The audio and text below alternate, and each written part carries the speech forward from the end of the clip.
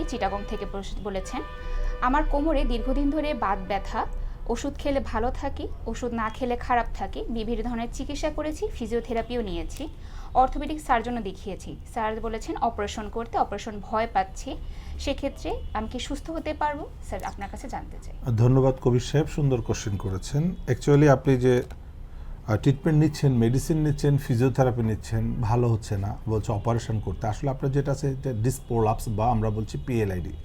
PLID actually operation করা লাগে না, বাট এটার জন্য রেস্টের প্রয়োজন। আপনি যে ট্রিটমেন্টটা নিচ্ছেন আসলে মুভমেন্ট করছেন, ফিজিওথেরাপি নিচ্ছেন মুভমেন্ট করে, ফলে কী হচ্ছে আপনার যে ফাটলটা ছিল সেটা রিপেয়ার হচ্ছে না। এই জন্য আপনাকে আমি সাজেস্ট করবো আপনাকে 3 থেকে 6 সপ্তাহ বেড রেস্টের থেকে, অ্যাক্টিভ বেড রেস্ট থেকে ফিজিওথেরাপি নিলে ইনশাল্লাহ আপনি সম্পূর্ণ সুস্থ হয়ে যাবেন। এবং যেটা আমরা সবসময় বলি যে 42 দিন কষ্ট করবেন, ইনশাল্লাহ 42 বছর ভালো থাকবেন। সো আমি আপনাকে সাজেস্ট করি যে অবশ্যই একটা রিহ্যাবিলিটেশন হসপিটালে আপনাকে গিয়ে ভর্তি থেকে 3 সপ্তাহ ফিজিওথেরাপি নিতে হবে, তাহলে আপনি সম্পূর্ণ সুস্থ হয়ে যাবেন, আপনার পেইন কিলার খাওয়ার কোনো প্রয়োজন হবে না। ধন্যবাদ আপনাকে।